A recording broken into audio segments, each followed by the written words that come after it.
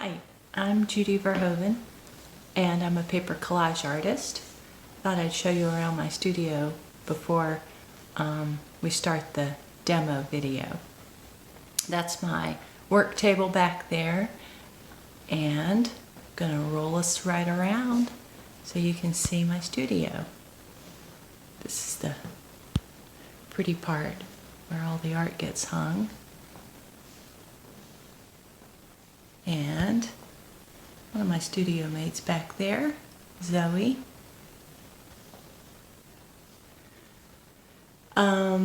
That's it. So let's get started on the demo video.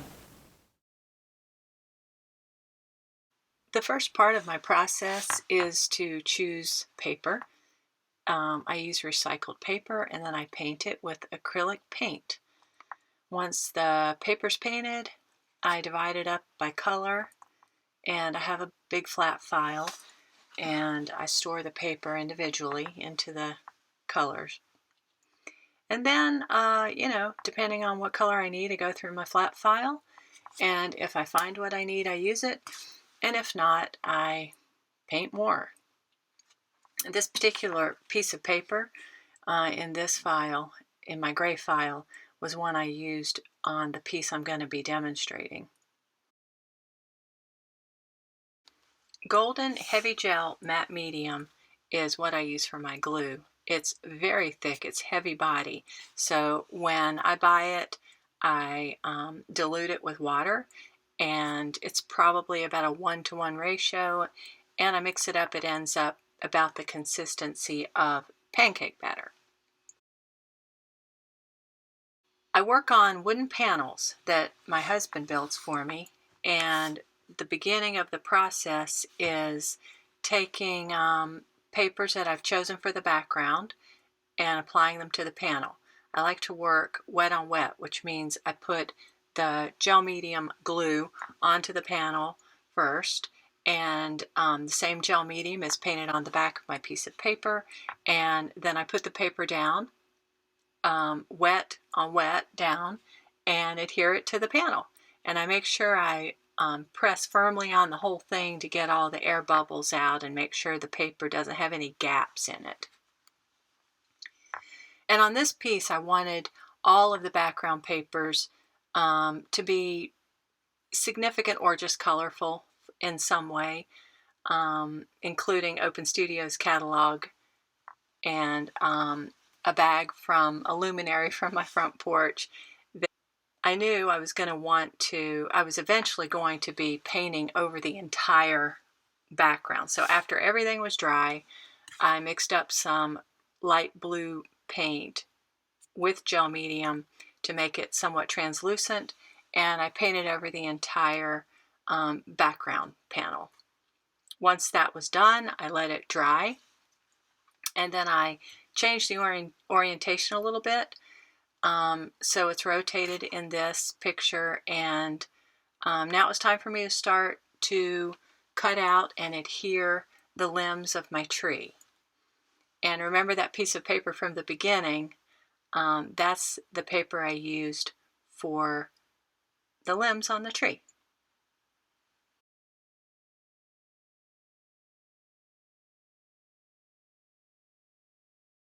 And I locate them on the board so I know about where I want to glue them, and then I start gluing them down. This is sped up quite a bit, and the reason I did that is because this actually takes a long time, and you would get way bored watching this video if we did it in real time. So throughout the video, there will be times when things are sped up a lot. So this is just showing putting down the first layer of my trees.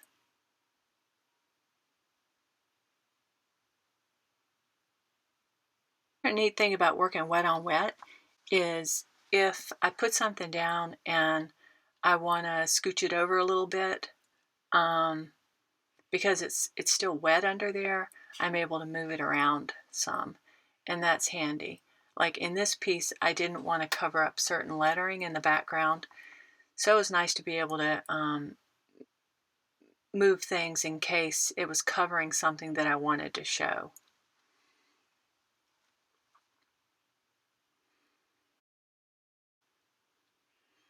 Then once I was finished with that, I cut out a bunch of leaves from my green papers and placed them about where I wanted to glue them, and then just start gluing them down.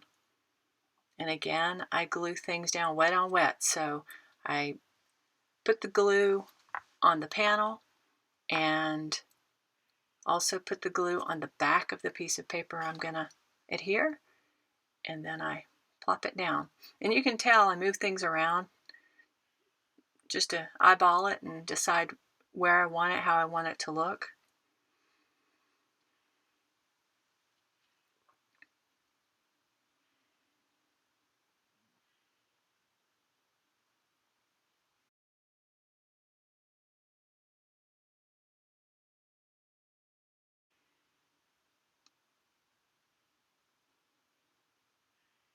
I didn't like that, so I decided to cover it over. Now you can see I'm adhering these little strips of limbs and kind of the center of the leaf. Those are the details that pretty easy to put down, and they make it look more realistic, I guess.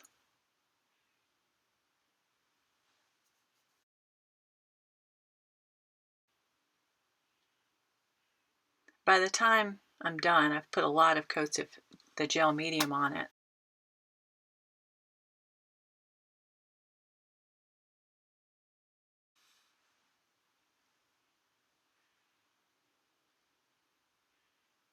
And then once I was finished with the background, I was ready to start cutting out the pieces for the bird.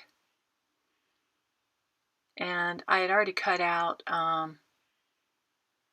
full silhouette of the bird, and this is the start of some of the details that will go on top of the bird. And again, this is sped up. So if you think I'm like Speed Cutter, I'm really not this fast.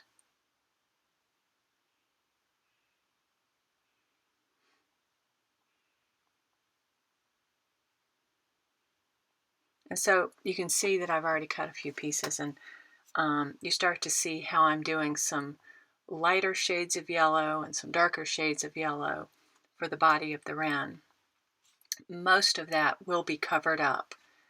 I just want to get a background put down so that I can work on top of that.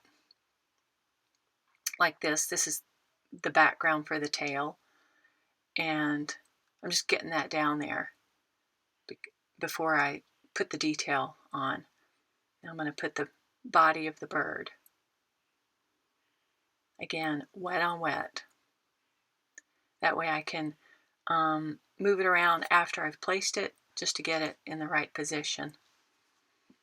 I don't know if you can see it, but there's a very faint line that shows me exactly where I want to put the bird shape down.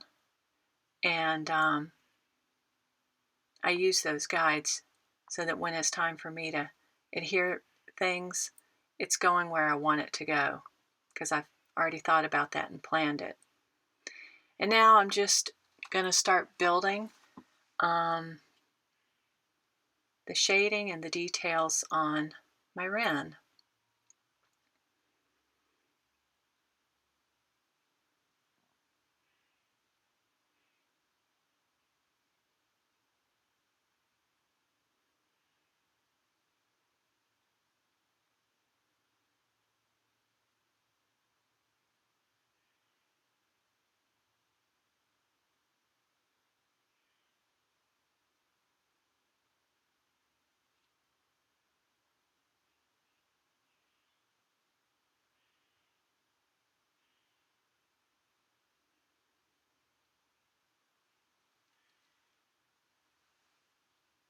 These pieces I've already cut out.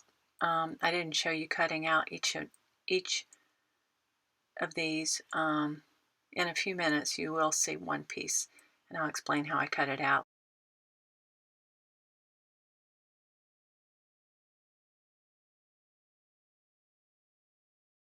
So this is how I cut out individual pieces. The part that has the pencil mark on top, that was created on tracing paper. And then I taped the tracing paper pattern to my piece of painted paper, and I cut it out. And when I finish cutting this out, this shape is going to be glued onto the bird. And again, this is sped up, so I don't cut this fast. You can also tell I like details. I am a product of my parents. They're both very detail-oriented. My mom was especially detail-oriented. I look at my hands doing this, and I see her hands. It makes me so happy.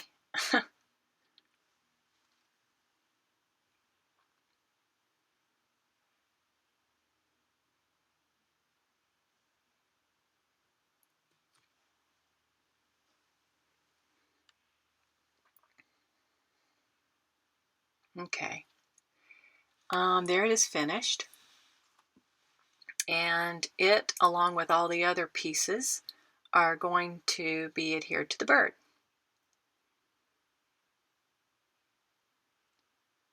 And you can see how layer upon layer upon layer, eventually all these bits of paper turn into a finished piece.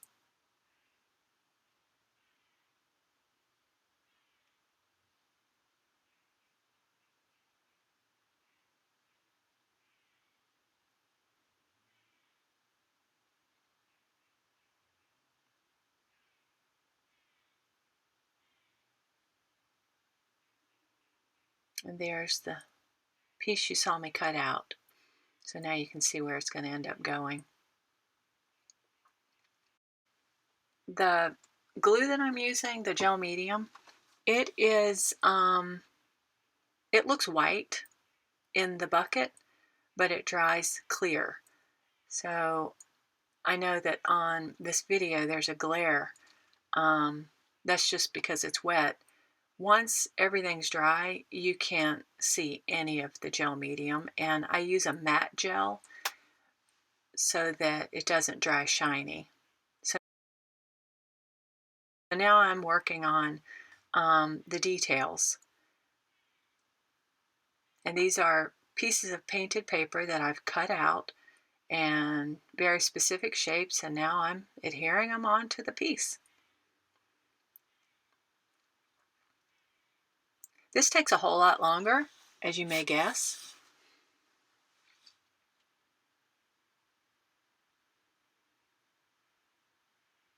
So this is real time, putting these 3 little highlight pieces on.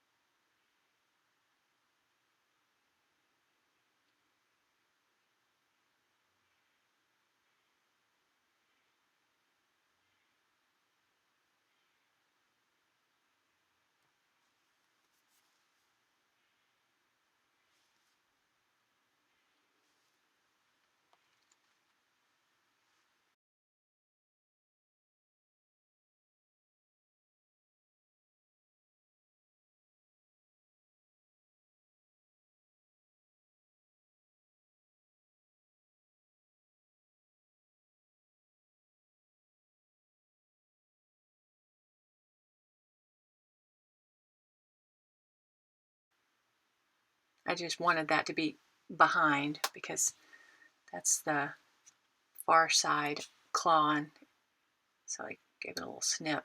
This one I just decided was too tall. I ended up cutting it. Again, when I work wet on wet, I can lift it up and do things like that, self and correct throughout the whole thing. And surprisingly, paper is stronger than you think. So I'm able to work it, lift it up, and put it back down.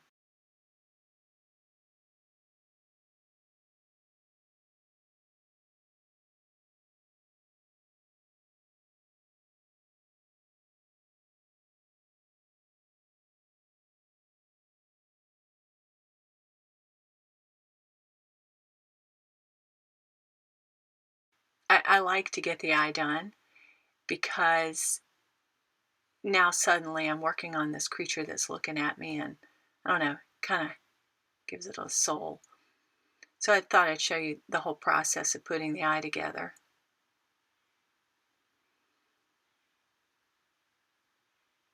There are a lot of layers in an eye.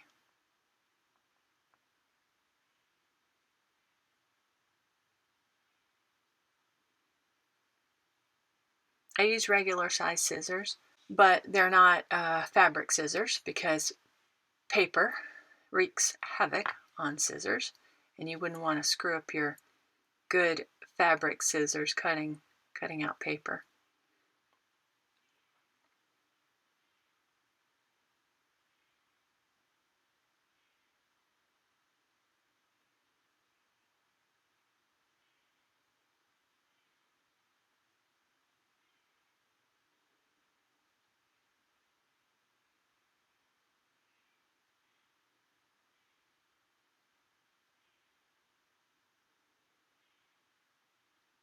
Putting in little snips of um, thin cut pieces of paper is perfect for creating feather and fur.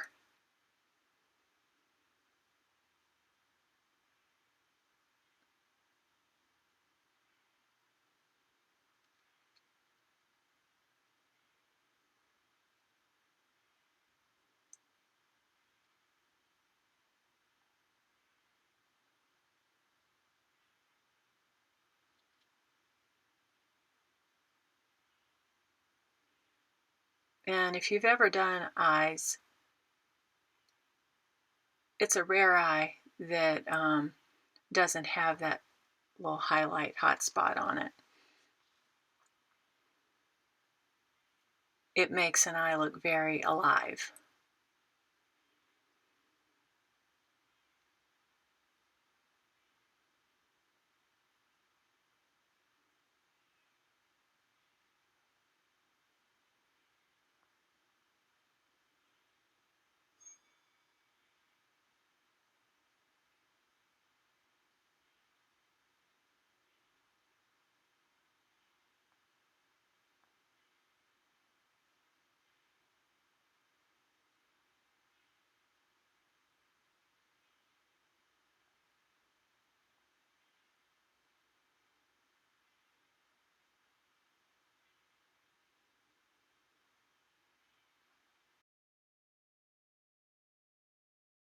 These details are what create that feathery texture.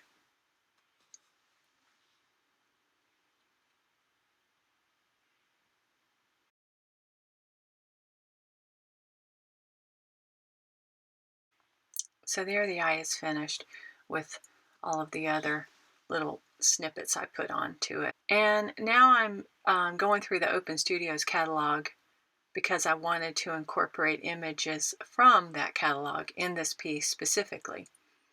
So that's what I'm doing. I'm just cutting some different things out and I'm going to glue them on there. That to me is one of the fun and unique things about collage is including words, images, poems, song lyrics, all kind of things that give it significance for you. So this is the name of an artist who tragically died in an accident last year, and especially this time of year, I think about him and his family, and I wanted to put his name in this piece. And now I'm just cutting little bits of papers that I put on the beak.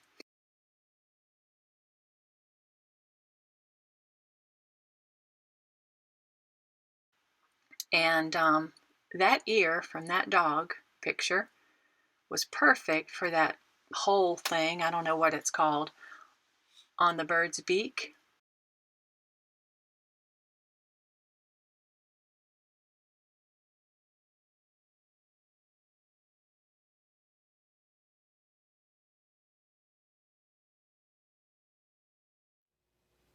That's how it ended up looking. You may notice that the bird's body is completely filled in, as well as the bird's claws. And that's because I forgot to turn the camera on when I was gluing all of that down. So you don't get to see that. And that's it. I hope you enjoyed it. Thanks.